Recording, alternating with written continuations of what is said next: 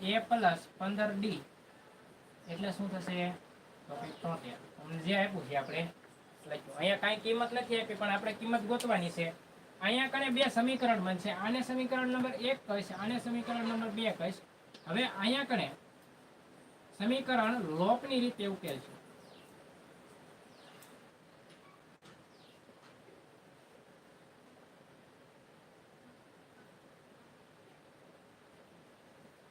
હવે સમીકરણ લોપની રીતે ઉકેલો તો પહેલા a પ્લસ 15d બરાબર 73 અને a પ્લસ 10d બરાબર 38.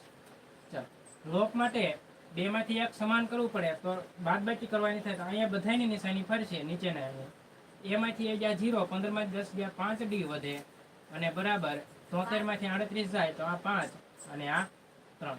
તો d બરાબર 35 ભાગ્યા તમને મળ્યા કેટલા? 5, એટલે કે 5 7 35. ચાલો, તો d બરાબર તમને 7 મળી ગયા. ત્યારબાદ હવે a ની કિંમત ગોતવી હોય તો તમારે a પ્લસ 5d બરાબર 15d નહીં 10d વાળું લેવું એટલે ઝડપથી થાય. a પ્લસ 10d બરાબર 38. તો a ની કિંમત ગોતવાની છે પ્લસ 10. d ની કિંમત કેટલી છે? 7. અત્યારે ગોતી ને આપણે. તો a પ્લસ 7 10 70 બરાબર કેટલા? 38. 70 બરાબર ની સામે જાય તો a બરાબર 38 ઓછા 70. a બરાબર કેટલા વધશે? માઇનસ 32. ચાલો, હવે તમને a અને d ની કિંમત મળી ગઈ છે. તમારે ગોતવાનું છે કેટલામું પદ? 31મું પદ ગોતવાનું છે. અને 31મું પદ એટલે a 31 બરાબર a પ્લસ શું થશે? 30d. ચાલો, a એટલે કેટલા થશે? માઇનસ 32 પ્લસ 30 ગુણ્યા તફાવત કેટલાનો છે?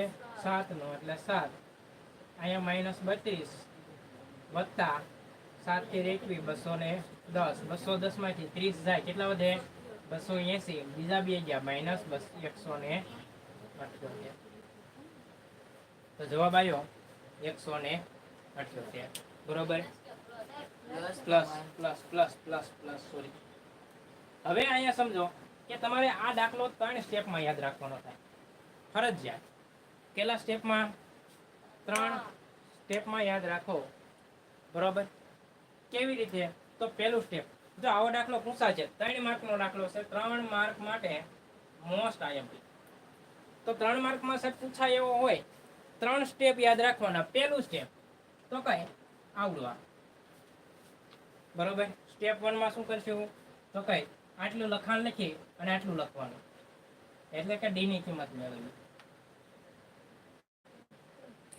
સ્ટેપ 1 ડી ની કિંમતમાં શું આવશે? સ્ટેપ 1. ત્યારબાદ આ એ ની કિંમત આને સ્ટેપ 2 કયો અને આટલું છેલ્લું છે અંતિમ પદ ગોતવાનું કીધું એ આને સ્ટેપ 3 કયો એટલે તમને ઝડપથી યાદ રહેશે. તો પહેલા શું યાદ રાખવાનું કે આપણે બે સમીકરણ બનશે. આ બે સમીકરણ છે એને લોપની રીતે ઉકેલવા માટે બેમાંથી કાં તો a મળે કાં તો d મળે. અહીંયા d ની કિંમત પહેલા મળી ગઈ, પછી a ની કિંમત ગોતવાની, પછી શું કરવાનું? જે પદ કીધું હોય એ આપણે ગોતવાનું. આ પ્રકારના દાખલામાં મોસ્ટ ઓફ આ જ પ્રોસેસ બધામાં આવતી હોય છે. બરોબર. મોસ્ટ ઓફ આની આ પ્રોસેસ બધામાં આવશે.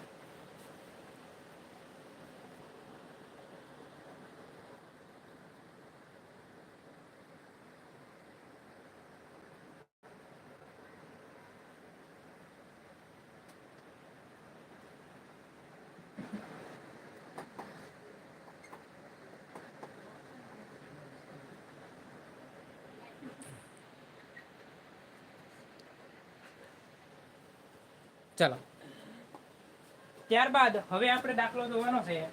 દાખલા નંબર 8 જે ખૂબ જ મહત્વનો દાખલો છે.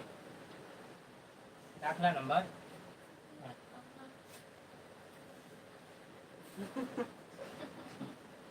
સીના દાંત આવે ભાઈ તને? પારસ